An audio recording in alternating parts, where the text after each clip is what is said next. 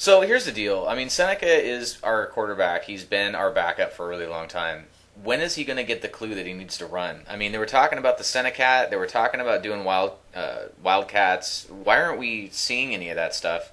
Especially in games like this where we really do need to get a win. And he's back there. They don't trust Mike Teal. If they have Matt Hasselbeck healthy, then they'll throw. As the first game showed, they'll put him back there in Senecat, which forces him to run. I might add. This is the one point where the coaches you can say, but why can't they do Senecat without Hasselbeck? Because they don't trust Mike Teal back there, and that's what you have to do at the Senecat. Is you have to have basically two guys back there. One's going to be playing the role of the quarterback, even if he's not like Ronnie Brown for the Dolphins is a running back who will take snaps and he can throw the ball just well enough, i.e. like 15 yards, to make the defense have to think about it. We don't have that secondary guy without Matt Hasselbeck in the game to provide that threat that you need for the Wildcat to work. Seneca could overcome all of that. We wouldn't need to do the Wildcat if he did just run. If he ran 5-6 times a game in these moments that pop up that he could run and then slide or run out of bounds and protect himself, he would make the defense have to shadow him. He'd make the defense have to account for that aspect of his game. As it is now, any sort of scout worth his salt has seen that Seneca isn't going to run past the line of scrimmage and try to get positive yardage. And they would tell that to the defenders. Don't worry about it. Well, that's the thing is that they don't do it. They never do it, and so they don't even have to count for it. I mean, isn't it true that once you have a running back or a running quarterback, they pull in the safety and they have what they call it, like a shadow? Yeah, a spy or a shadow. There's a lot of different terms for it, but at the same, that's what you have to do with these type of corners. Randall Cunningham was that type of quarterback. Michael Vick was that type of quarterback.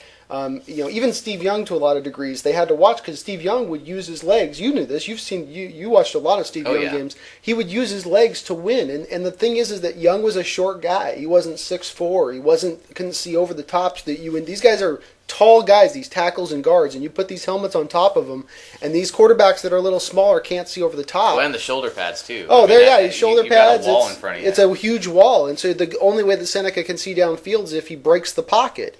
And we've seen what happens when he does that. He refuses to run, so that he's just creating this smaller area that the defense gets to corner him into and basically turn these plays into crap as they've been turned over and over and again. The defense is the blame, but again, we joked about it, I should say, with Ricky Bobby.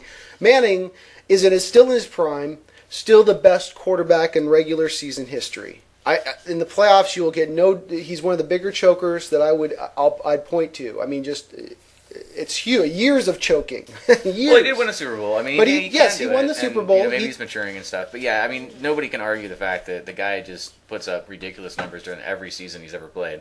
So, I mean, we went into Indianapolis too. But, we built this team, and that's kind of what I was thinking this year was like the first year we'd actually have a defense that could stop some of these aggressive offenses that, do put up points on the board.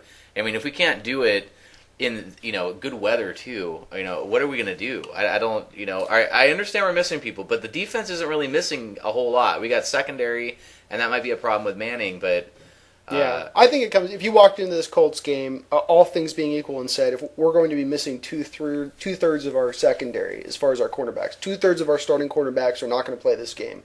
You'd have a hard time saying the Hawks would win this. And it would really come down to just that. You add on the fact that the tackle situation is atrocious right now in this team. You add in the fact that Seneca's starting and throwing passes for us for a whole football game. And that equals the bludgeoning that we received. But at the heart of it, with the defensive problems, you need to see this team full strength, or at least give me 90%, give me down to like only one starter out or maybe two starters out.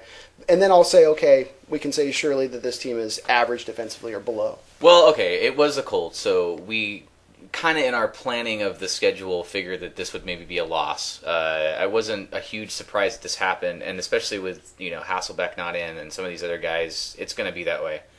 Going forward, though, this team has not been looking good. It's starting to look like one of these teams that we've seen so many other times before with the Seahawks. We were excited. Now we're getting a little discouraged, but we're going to try to take a little more of a positive approach on this. We do need to also take in account the injury report. So let's do the injury report right now. It's time for the injury report. All right. So injury report time. Who do we got out right now? Well, unfortunately, this is going to be the worst injury report news yet. I am sad to say that it looks like First and foremost, that Walter Jones' career does appear finished. He had a flame up in his knee to where it caused him, again, some more pain. They've basically shut him down for the next 2 weeks, and then they're going to give him to the bye to have that knee strong enough for him to play. I don't buy it happening. I fall on the side of skepticism with this, and I see this being the end of his career. I mean, let's all salute the man. He's had a Hall of Fame career. He's a first balloter. No dice there, but he's not coming back this year. That's bad news. It is bad news. Sean Locklear, Walter's replacement, is still out with a high ankle sprain. These things tend to be a 6-week variety. I wouldn't expect him back at least till, at the very earliest, the bye, but most likely than that, another week or two after that.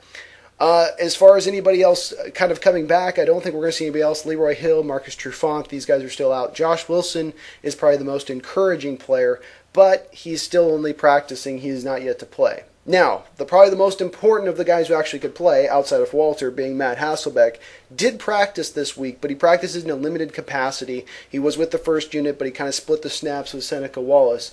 This leads me to believe that it's going to be a game-time decision, but I think the coaches believe they can beat this Jacksonville Jaguar team at home with Seneca Wallace. And that being the deciding factor is what's going to keep, I believe, Matt Hasselbeck out of this game. What if they don't win? This season is lost. There's no room for error left in this season. These games against teams that are lesser opponents than us, and you can say, oh, wait, this Jacksonville team has 2 wins, but this is a team that's not going to win more than 5 or 6 games this season, probably. You have to beat this type of team. This is the type of team you look back on your schedule and you see it as lost and you say, oh, that's where the season ended. Not against the Colts, who are going to the playoffs, not against the Bears, who might go to the playoffs, not against the Niners, who look like they've got the division sealed. It's going to be at this game against Jacksonville. If you fail, the season is over. Speaking of the San Francisco 49ers, the 49ers have now got Crabtree. What's that going to do as far as the dynamic of that team, and are we going to be able to compete now? Long term, I don't think we have to fear the 49ers until they get a legitimate quarterback at the helm there. Sean Hill is able to be a game manager and do certain things, but I was not impressed enough with their pass protection and his ability to throw to believe that they're going to be able to maximize Crabtree's skills. I think this is one of the reasons that Crabtree was not eager to sign out of the gate. It took them winning for him to go, okay, maybe I'm going to a team that can somewhat utilize my skills. But until they get a guy in there that can throw the football, I think he's going to have a limited impact. And he's, this season, I don't think you're going to see that much from him. But I still think the guy's a legitimate talent, and that moving forward in the future seasons, as long as they can address their quarterback situation, they could have something dynamic there. Okay, that sounds good. So, any positives